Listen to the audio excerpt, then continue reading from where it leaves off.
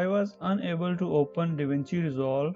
Right click and open Task Manager and click on Performance tab. It has 9th generation Core i7 hexa-core CPU. First graphics card is Intel Ultra HD 630 and second NVIDIA GeForce RTX 2070 with Max-Q design. So this is how I solved my issue. Hit start and type resolve and click on the icon.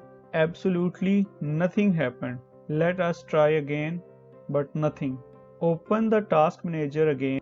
In the name column of processes tab, locate background processes. There it is, resolve.exe running as a background process. Right click and click end task. Make sure there is no more running instances of DaVinci Resolve.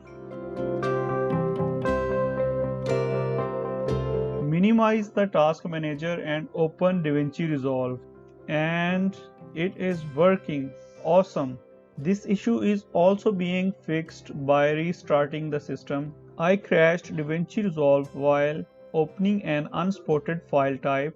It can crash due to multiple other reasons as well. This fix might help you. If there is an other fix for this issue that work for you, kindly comment down there to help others. Thank you for watching. Take care of yourself. Bye for now.